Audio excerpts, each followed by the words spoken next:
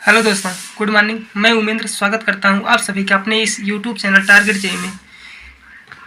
शुरू करते हैं आज का क्लास।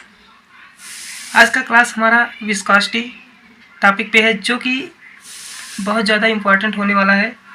ये सेमेस्टर एग्ज़ाम में भी बहुत ज़्यादा पूछता है और किसी भी जेई के एग्ज़ाम में ज़रूर से ज़रूर एक क्वेश्चन इस टॉपिक पे आ जाता है। तो आज हम कवर करने वाले हैं कि विस्कोसिटी क्या होती है, उसके डायमेंशन क्या होते हैं, यूनिट क्या होता है, यूनिट कन्वर्जन क्या होता है, और न्यूटन्स लॉ ऑफ विस्कोसिटी क्या होता है, और एंगुलर डिफॉर्मेशन और वेलोसिटी ग्रेडियंट और शियर स्ट्रेन डायग्राम कैसे बनता है, इन सभी के बारे में और कुछ इंपॉर्टेंट पॉइंट देखने वाले हैं, जो कि वन लाइनर क्वेश्चन है और जो कि बहुत ज़्यादा मतलब इम्पॉर्टेंट है।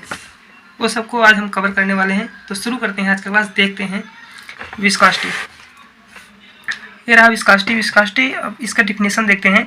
It is the property of fluid which resist the flow of fluid when the fluid layer are in relative motion. अब इसका मतलब समझते हैं कि it is the property of fluid, यह फ्लूइड की ऐसी प्रॉपर्टी है विच जिससे resist of flow of fluid, जो मतलब फ्लूइड के फ्लो को अवरोध पैदा करता है या रजिस्ट करता है, रोकता है। When the fluid layer are in relative motion, जब फ्लूइड की लेयर्स, जैसे फ्लूइड लेयर्स में फ्लो होता है तो उसके जब मतलब सापेक्षिक गति करते हैं तो उसके बीच में जो अवरोध पैदा करता है, यह द्रव का गुण हमें विस्कोसिटी कहलाता है। This fundamental property is known as viscosity. मतलब फ्लूइड की यह फंडामेंटल जो आधारभूत गुण है या प्रॉपर्टी है, इसे हम विस्कोसिटी के नाम से जानते हैं। इसे हिंदी में श्यानता भी कहते हैं। अब फिर आगे देखते हैं note. The viscosity is due to cohesion in case of liquid. कहने का मतलब है कि the viscosity due to cohesion, मतलब जो फ्लूइड के केस में जो विस्कोसिटी होती है कोहेसिव फोर्स के वजह से होती है। वेयर जबकि the viscosity due to molecular momentum in case of gases, जबकि जो गैस होता है, जैसे कि हम जानते हैं कि फ्लूइड में हमारा गैस और लिक्विड दोनों आता है, तो गैस के केस में जो मॉलिक्यूलर मोमेंटम होता है उसके कारण उसमें विस्कोसिटी आती है। अब हम देखते हैं कि इसका जो है शियर स्ट्रेन डायग्राम, जैसे मान लीजिए कि हाँ, और ये मतलब शियर स्ट्रेन डायग्राम में हम ये भी देखने वाले हैं कि वेलोसिटी ग्रेडियंट और रेट ऑफ एंगुलर डिफॉर्मेशन में रिलेशन कैसा होता है और हम क्यों इसे फाइंड करते हैं रिलेशन को, ये भी देखते हैं। पहले हम ये देखते हैं कि मतलब ये मान लीजिए हमारा कोई पाइपलाइन हुआ और इसमें से ये वाटर कोई फ्लो कर रहा है। तो आप जानते हैं कि जो मतलब जैसे कोई ओसीएफ हुआ या चैनल फ्लो हुआ, तो उसमें जो मिडल में होता है सबसे ज़्यादा फ्लो होती है किसी भी फ्लूइड की।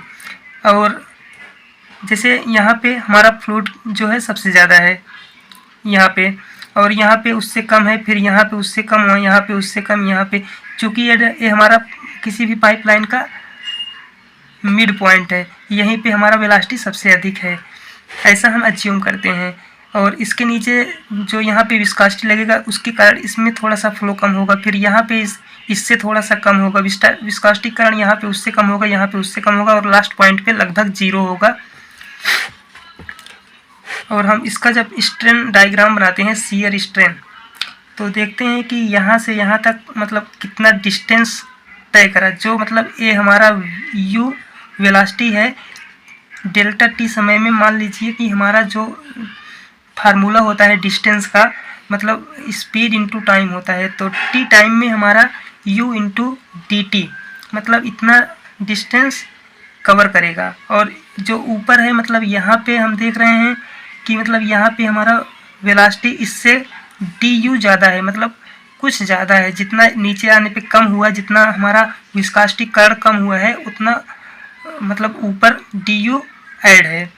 तो देखते हैं कि यहाँ से u plus D you into D T, ये मतलब ऊपर वाला जो हमारा फ्लूइड लेयर है यहाँ से यहाँ तक डिस्टेंस कवर करेगा। और हमारा यहाँ से हम एक मतलब वर्टिकल लाइन खींचते हैं ताकि ये हमारा यहाँ से यहाँ तक और ये यहाँ से यहाँ तक दोनों डिस्टेंस इक्वल हो जाए। और फिर यहाँ से यहाँ तक का हम डिस्टेंस देखते हैं कैसे कितना आता है। जैसे कि हमारा ये एक आयत बन रहा है रेक्टेंगल, तो यू डी टी है तो इसकी भी वैल्यू यू डी टी होगा। फिर जो D you into D T है वो हमारा यहाँ पे रेस्ट में बचा रहेगा, तो D you into D T हुआ। और जो एंगल बन रहा है हमारा डी थीटा, इसे हम मानते हैं कि यहाँ से जब यहाँ पे मतलब दोनों को मिलाते हैं, फिर यहाँ पे जो एंगल बन रहा है उसे डी थीटा कहते हैं। फिर अब देखते हैं कि इस ट्रायंगल में ए बी, और इस ट्रायंगल में देखते हैं, यहाँ पे हम मान ले कि सी पॉइंट मान लेते हैं तो ट्रायंगल ए बी सी में देखते हैं कि tan D theta is equal, यहाँ से देखते हैं कि चूँकि हमारा ये मतलब ये जो बेस है ये वैल्यू पता है डी वाई, और ये जो मतलब हाइपोटेनियस ये भी पता है, परपेंडिकुलर हाइपोटेनियस नहीं पता है, परपेंडिकुलर पता है और बेस पता है। तो डी थीटा मतलब अब ये वैल्यू लिखते हैं यहाँ पे D U D T upon D Y. ये चूँकि हमारा जो परपेंडिकुलर है इतना डिस्टेंस है, फिर इसका मतलब यहाँ से ए सी की वैल्यू डी वाई है तो डी वाई लिखे। फिर उसके बाद अगर अज्यूम करते हैं कि डी थीटा की वैल्यू बहुत कम है, तो इसकी प्रॉपर्टी होती है tan की, अगर थीटा की वैल्यू बहुत कम होती है तो tan थीटा बराबर होता है थीटा। तो tan डी थीटा है, अगर डी थीटा बहुत कम वैल्यू है तो फिर अगर डी थीटा की वैल्यू बहुत कम है तो tan डी थीटा की वैल्यू डी थीटा लिख सकते हैं हम। तो फिर इसको हम डी थीटा रखते हैं, फिर ये वैल्यू यहाँ पे उतार लेते हैं D you upon D theta, और डी टी को हम यहाँ पे लेके आते हैं तो D theta upon D T हुआ और D you upon D Y. अब ये क्या हुआ हमारा, जो डी थीटा है ये तो हमारा होगा एंगुलर डिफॉर्मेशन, मतलब कि यहाँ पे देखते हैं हमारा कि मतलब एंगुलर में मतलब एक एंगल से अगर देखते हैं तो कितना डिफॉर्मेशन हुआ हमारे फ्लो स्ट्रेन में, मतलब शियर स्ट्रेन में जब हम डायग्राम बनाते हैं तो कितना एंगुलर डिफॉर्मेशन हुआ वो हम यहाँ पे देखते हैं कि D theta upon D T, मतलब डी टी टाइम में हमारा डी थीटा डिफॉर्मेशन हुआ, ये एंगुलर डिफॉर्मेशन है। D you upon D Y ये हुआ हमारा वेलोसिटी ग्रेडियंट। और अब हम समझ गए कि मतलब जो रेट ऑफ एंगुलर डिफॉर्मेशन होता है वेलोसिटी ग्रेडियंट के बराबर होता है, और इसका मतलब यूनिट पर सेकंड या सेकंड इनवर्स होता है। कैसे होता है, चूँकि हम जानते हैं जो थीटा होता है इसकी मतलब कोई यूनिट नहीं होती है, और टी मीन्स टाइम की यूनिट सेकंड होती है, तो सेकंड अगर ऊपर जाएगा तो इनवर्स सेकंड या पर सेकंड कहेंगे। और इससे भी देखते हैं D you upon D Y, तो इससे देखते हैं कि इसकी वैल्यू इसका यूनिट मीटर होता है, इसका मीटर पर सेकंड नहीं, इसकी यू है तो यू मतलब वेलोसिटी है, वेलोसिटी की मीटर पर सेकंड होता है, और वाई ये चूँकि डिस्टेंस है हमारा यहाँ पे, तो मीटर से मीटर कैंसिल आउट हो जाएगा तो पर सेकंड बचेगा, तो ये हमारा हुआ पर सेकंड। अब हम देखते हैं कि न्यूटन्स लॉ ऑफ विस्कोसिटी क्या होता है, जो कि एग्जाम मतलब सेमेस्टर के एग्जाम में तो बहुत ज़्यादा पूछता है। और देखते हैं न्यूटन्स लॉ ऑफ विस्कोसिटी ये क्या होता है, the shear stress between the fluid layers is directly proportional to rate of shear strain और रेट ऑफ एंगुलर डिफॉर्मेशन। अब इसका मतलब क्या है कि जो शियर स्ट्रेस होता है जिसे हम टाउ से डिनोट करते हैं, between the fluid layer is directly proportional to rate of shear strain या रेट ऑफ एंगुलर डिफॉर्मेशन। कहने का मतलब है कि जो शियर स्ट्रेस है फ्लूइड लेयर के बीच में जो रेट ऑफ शियर स्ट्रेन है इसके डायरेक्टली प्रोपोर्शनल होता है। लिखते हैं टाउ जो कि हमारा शियर स्ट्रेस है, ये directly proportional to rate of shear strain लिखते हैं। फिर उसके बाद या रेट ऑफ एंगुलर डिफॉर्मेशन दोनों होता है। अब हम जानते हैं कि मतलब रेट ऑफ शियर स्ट्रेन क्या होता है या एंगुलर डिफॉर्मेशन क्या होता है, अभी पीछे देख के आए हम कि tau directly proportional to d theta upon D t. फिर उसके बाद हम इसे लिख सकते हैं जो है रेट ऑफ एंगुलर डिफॉर्मेशन होता है, और D you upon D y होता है हमारा, देखिए यहाँ पे लिखे हैं ये इसके इक्वल होता है, मतलब वेलोसिटी ग्रेडियंट है टाउ बराबर यहाँ पे एक हम कांस्टेंट रखते हैं म्यू, तो mu into d you upon D y. Mu को हम क्या कहते हैं, म्यू चूँकि हमारा विस्कोसिटी, इसी कांस्टेंट को हम विस्कोसिटी कहते हैं, या इसे एब्सोल्यूट विस्कोसिटी और विस्कोसिटी कांस्टेंट या डायनेमिक विस्कोसिटी, इसके 4-5 नाम हैं जिसे हम किसी भी फॉर्मेट में कहीं भी देख सकते हैं। और इसका यूनिट एंड डायमेंशन क्या है, म्यू बराबर, यहाँ पे देखते हैं म्यू बराबर tau into d y upon d u. तो mu tau d y upon d u, और चूँकि टाउ है स्ट्रेस की मतलब न्यूटन पर mm स्क्वायर या मीटर स्क्वायर, तो फिर इंटू फिर y है यहाँ पे डी वाई, मतलब ये चूँकि हमारा डिस्टेंस है, वर्टिकल डिस्टेंस है, तो m मीटर हुआ इसका डायमेंशन, और फिर डी यू वेलासिटी है, वेलासिटी का जो यूनिट होता है मीटर पर सेकंड होता है। फिर काटने पीटने के बाद एसआई यूनिट में न्यूटन सेकंड पर मीटर स्क्वायर आ जाएगा। इसे हम न्यूटन पर मीटर स्क्वायर को पास्कल कहते हैं, सेकंड को सेकंड उतार देते हैं। पास्कल सेकंड कहने का मतलब है कि हमारा जो विस्कोसिटी है इसका जो यूनिट है पास्कल सेकंड होता है, और इसे एमकेएस में किलोग्राम मीटर पर सेकंड भी लिख सकते हैं, सीजीएस में ग्राम सेंटीमीटर पर सेकंड, और सीजीएस में इसे डाइन पर सेंटीमीटर स्क्वायर भी लिख सकते हैं।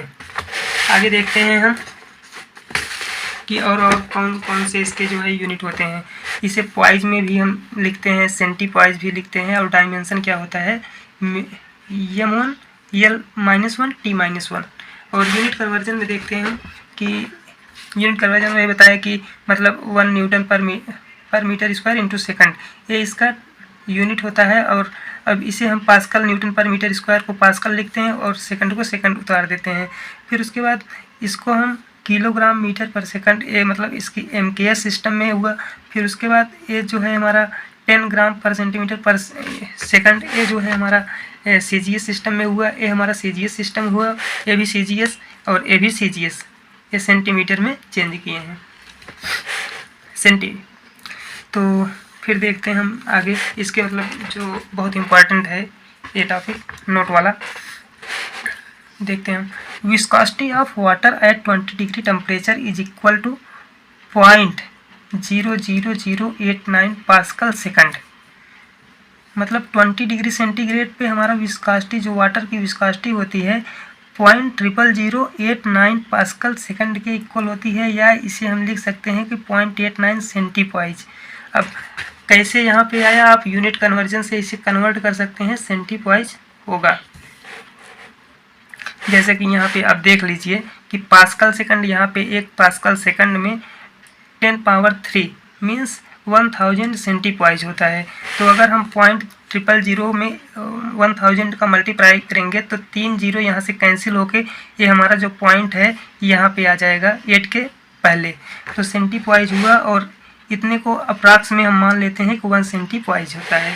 फिर दूसरा देखते हैं viscosity of mercury at 20 degree temperature, मतलब 20 डिग्री टेम्परेचर पे मरकरी की जो विस्कोसिटी होती है ये हमारी कितनी होती है कि 0.0015 पास्कल सेकंड। ये मतलब पब्लिक नहीं है, एल है पास्कल सेकंड। उसके बाद इसे हम अगर सेंटीपॉइज में चेंज करते हैं तो 1.5 सेंटीपॉइज हुआ। उसके बाद देखते हैं फिर कि तीसरा नंबर हमारा क्या है नोट में, viscosity of mercury is more than viscosity of water. कहने का मतलब है कि जो मरकरी की विस्कोसिटी होती है वो 20 डिग्री टेम्परेचर पे पानी की विस्कोसिटी से काफ़ी ज़्यादा होती है।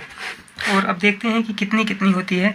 Viscosity of air at 20 degree temperature, मतलब 20 डिग्री टेम्परेचर पे जो एयर की हमारी विस्कोसिटी होती है 1.6 इंटू 10⁻⁻5 पास्कल सेकंड, इतनी हमारी होती है viscosity of air at 20 degree temperature.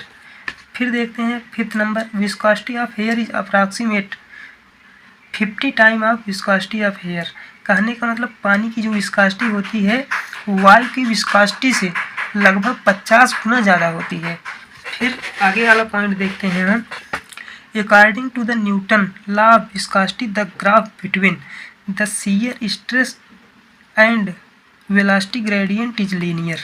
कहने का मतलब है कि जो न्यूटन लॉ ऑफ विस्कोसिटी है इसके अनुसार जो ग्राफ बनता है शियर स्ट्रेस और वेलोसिटी ग्रेडियंट के, ये एक लीनियर ग्राफ बनता है। अब क्यों बनता है कि जैसे अगर हम किसी किसी फ्लूइड पे, अगर किसी फ्लूइड पे हम शियर स्ट्रेस लगाते हैं तो डिफॉर्मेशन होगा, जितना ज़्यादा स्ट्रेस लगाएंगे उतना ज़्यादा डिफॉर्मेशन होगा। और अब इसी के हिसाब से हम पता करते हैं कि विस्कोसिटी किसकी कितनी अधिक है। जैसे अगर हम कोई एयर है, अगर उसमें थोड़ा सा भी हम पुश करते हैं उसे तो वो बहुत दूर चली जाती है, कहने का मतलब डिफॉर्म बहुत ज़्यादा हो जाती है। अगर वाटर में करते हैं तो एयर की अपेक्षा कम डिस्टेंस मतलब कवर करती है।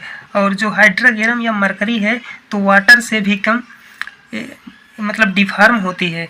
तो हम देखते हैं इसका जो मतलब शियर स्ट्रेस और वेलोसिटी ग्रेडियंट का ग्राफ है। यहाँ पे टाउ लिखिए, मतलब ये शियर स्ट्रेस हुआ और D u upon D Y ये वेलोसिटी ग्रेडियंट हुआ या रेट ऑफ एंगुलर डिफॉर्मेशन हुआ। तो कहने का मतलब है कि अगर यहाँ से अगर हम थोड़ा सा भी स्ट्रेस लगाएंगे इस पर तो ज़्यादा डिफॉर्म होगा, और अगर वाटर में उतना ही शियर स्ट्रेस लगाते हैं तो कम होगा, और अगर हाइड्रोगेरम अर्थात मरकरी पर लगाते हैं तो उससे भी कम होगा। इतना हम देखते हैं इस क्लास में। नेक्स्ट क्लास हमारा इसी पर बनेगा कि कैसे टेम्परेचर इफ़ेक्ट करता है, कैसे प्रेशर इफ़ेक्ट करता है, काइनेमेटिक विस्कोसिटी क्या होती है, और बहुत से पॉइंट हैं जो कि हम नेक्स्ट क्लास में देखेंगे। वीडियो लंबा हो रहा है, तब तक के लिए धन्यवाद आप सभी को। और अगर वीडियो अच्छा लगा हो तो लाइक शेयर सब्सक्राइब और कमेंट करना ना भूलिएगा, और कमेंट में बताइएगा वीडियो कैसा लगा आप लोगों को। ठीक है, थैंक यू, बाय।